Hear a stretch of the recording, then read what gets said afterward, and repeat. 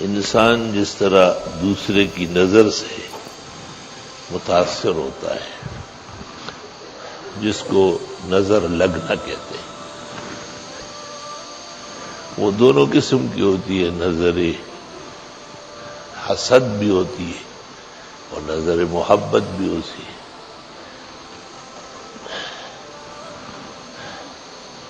عموماً چھوٹے بچوں کو خود ماں باپ کی نظر لگتی ہے، خوش ہو جاتے، کھیلتے کودتے۔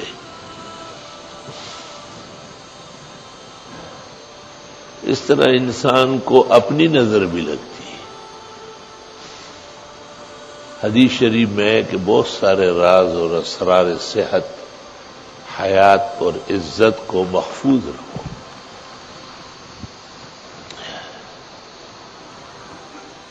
کسی چیز کا کشف ہونا، ظاہر ہونا اور پھر اس کو برقرار رکھنا بظاہر متضاد امر ہے،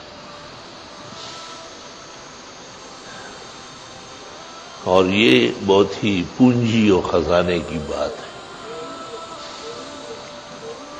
محبت کی جو نظر ہے وہ جلدی ٹوٹ جاتی ہے، اور بغض و عداوت کی جو نظریں ہیں وہ تکلیف دہ ہوتی ہے۔ خامار خڑلے بخد روح کی اور سرگو خڑلے برنظر بھی بڑ بشی۔ قرآن کریم اللہ نے جو شفاء عظیم نازل کیا ہے تو فاتحہ، آیت الکرسی، آخری 4 کل بہت بڑی حفاظتی حصار ہے۔ ہمیں نقصان اس لیے پہنچتا ہے کہ ہم ان کا استعمال بھی وقت پر نہیں کرتے۔ اس کی مثال ایسی ہے جس سے کسی کی جیب میں 5000 کا نوٹ پڑا ہوا ہے اور وہ چائے کے لیے تڑپتا ہے، ٹھنڈی بوتل کے لیے بے چین ہے، کھانے کی بھوک لگی ہے، وہ خرچ نہیں کر رہا ہے۔ اس کے خرچ کرنے سے ساری ضرورتیں پوری ہو جائیں گی۔ دنیا کی ہر چیز استعمال سے ختم ہو جائے گی، لیکن دین کی چیزیں بڑھتی جائے گی۔ اس لیے اپنے آپ کو بھی کبھی کبھی دم کرنا چاہیے۔ ہماری پہلی بچی ہوئی تھی، 21 دن کی فوت ہو گئی تھی، تو استاد محترم فقیہ النفس، اپنے زمانے کے اورنگزیب بادشاہ مولانا مفتی احمد الرحمان رحمۃ اللہ علیہ تعزیت کے لیے تشریف لائے، فرمایا دم وم بھی کیا کرنا چاہیے بچوں کو۔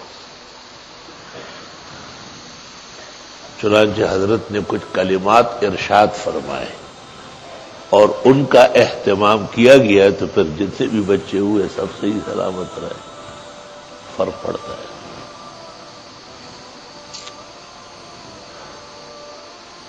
حدیث شریف میں ہے کہ رسول اللہ صلی اللہ علیہ وسلم اچانک فاطمہ کے گھر آئے اور دیکھا تو وہ بہت غمگین اور پریشان کھڑی تھی۔ آپ نے حسن و حسین کا پوچھا تو انہوں نے کہا کھیلتے کھیلتے اچانک دونوں آئے، بستر پہ پڑ گئے، اب اٹھ ہی نہیں رہے، انہیں جان ہے ان میں کوئی۔ آپ بھی اسی طرح غمگین کھڑے رہے۔ حضرت جبریل تشریف لائے اور انہوں نے نظر کے کلمات ارشاد فرمائے، اور وہ کلمات آپ نے پڑھے، اور فوراً وہ اٹھے اور کانا یلعبان بین یدیہ، حضرت کے سامنے کھیل کود میں لگ گئے۔ ایک صحابی ہے حضرت عثمان ابن حنیف رضی اللہ تعالی عنہ، بہت گورے چٹے، حسین جمیل، وہ نہا رہے تھے، دیوار چھوٹی تھی اور یہ ہاتھوں کا سفیدہ باہر نظر آ رہا تھا، ایک نظر باز وہاں سے گزر گیا، عائن۔ اس نے کہا اوہ ایسے بھی عرب ہوتے ہیں۔ وہ نہا کے آیا اور پھر ایسا محسوس کرتا تھا جیسے چٹائی کے اندر لپیٹا جا رہا ہے۔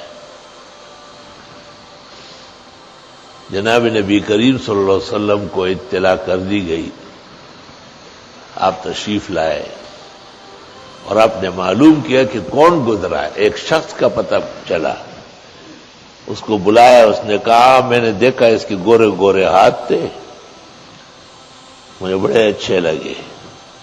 آپ نے کہا علامہ تقتلون اخاکم، اپنے بھائی کو قتل کیوں کرتے ہو؟ ہلا قلت ما شاء اللہ لا قوت الا باللہ، کہنا چاہیے تھا آپ کو ما شاء اللہ لا قوت الا باللہ. اس کے بعد نقصان ختم ہو جاتا ہے.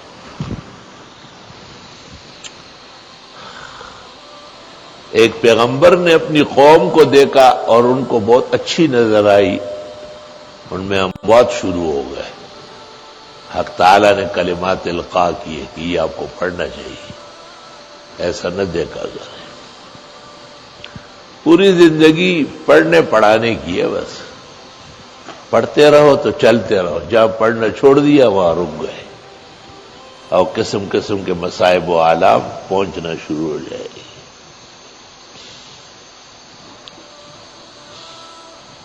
فتاوی شام میں لکھا ہے کہ اگر بادشاہ وقت یا قاضی القضات کو پتہ چلا کہ کچھ لوگ ایسے بھی ہیں جو باقاعدہ نظر لگاتے ہیں، عائنین کہلاتے ہیں، عائن،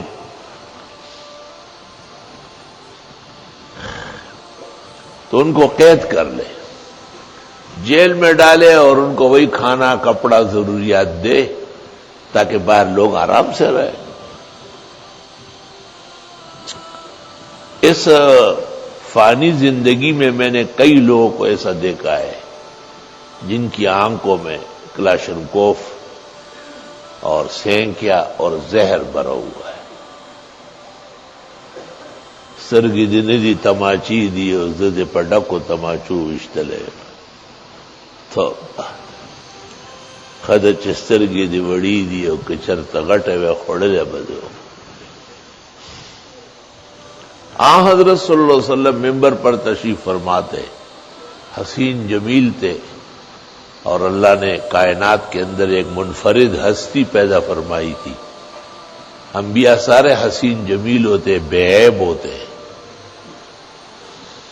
اور پھر آپ تو سب کے اسعد السادات ہیں اور افضل الافاضل اور اشرف الشرائع. تو حضرت صلی اللہ علیہ وسلم کو بیمار کرنے کے لیے اور آپ کو نظر لگانے کے لیے یہود نے اپنے فنکار تلاش کیے، پیشور نظر باز. حضرت ممبر پر تشریف فرماتے، حسین زلفے تھے، خوبصورت منور تابان چہرہ تھا. شمائل میں حضرت انس و علی کہتے کہ ہم نے 14ویں کے چاند کو آپ سے ملاقات کی. کبھی ہم چاند کو دیکھتے تھے، کبھی آپ کو. آپ کا چہرہ چاند سے زیادہ منور و معطر تھا. شاہ صاحب یہی تو کہتے ہیں، ہم صدر کبیری و آما بدر منیری. تو آپ تقریر کر رہے تھے، اپنے اصحاب کو ارشادات فرما رہے تھے، اور جب نیچے اترے تو آپ نے ایسے اشارے سے فوراً 2 صحابہ قریب آئے اور آپ نے ان پہ ہاتھ رکھا اور آگے بڑھنے لگے. قرآن نے اس کا ذکر کیا، وَإِن يَكَادُ الَّذِينَ كَفَرُوا لَيُزْلِقُونَكَ بِأَبْصَارِهِمْ، یہ تو آنکھوں سے کھانا چاہتے ہیں آپ کو. لَمَّا سَمِعُوا الذِّكْرَ وَيَقُولُونَ إِنَّهُ لَمَجْنُونٌ وَمَا هُوَ إِلَّا ذِكْرٌ لِّلْعَالَمِينَ. یہی آیات فاجتباؤ سے حد درجے رد نظر اور رد سحر کا توڑ ہے، لیکن خاص طریقے سے پڑھنا پڑتا ہے. یہ تو ہر شخص جانتا ہے کہ حلوہ کس چیز سے بنتا ہے، لیکن بنا کوئی نہیں سکتا ہے. کوئی مستری ہوتا ہے، کوئی فنکار ہوتا ہے، کوئی ماہر ہوتا ہے. سارے جان کو پتا ہے کہ گوشت ایسا بنتا ہے، مچھلی ایسی تلتی ہے، لیکن بنانے کے لیے پھر آدمی کو بلاتے ہیں، کہتے ہیں آپ بنا کے دے دیں. صرف جاننا ضروری نہیں ہے، جاننے کے ساتھ اس کا تجربہ ہونا بھی بہت ضروری ہے. کبھی مجھے کہتے آپ اجازت دیں، اب چلے میں نے اجازت دے دی، وہ ٹماٹر بینگن تم اس پر عمل کب کرو گے یہ تو بتاؤ مجھے. اجازت تو ہم دیں گے، ہمارے طلباء ہے، شاگرد ہم سے پڑھنے آئے ہیں، ماں باپ گھر بار چھوڑ کے یہاں مسافرت اختیار کیے تو ان کا تو بہت بڑا حق ہے، لیکن پھر پورا کام ہونا چاہیے۔ کوئی شخص کہے کہ مجھے اس گاڑی کا ڈرائیور بنا دے، میں نے کہا تجھے بنا دیا، تو وہ گاڑی چلا دے گا، وہ اس کی مشق کرنی پڑے گی یا نہیں؟ اس لیے اعمال میں بھی محنت کی ضرورت ہے، توجہ کی ضرورت ہے۔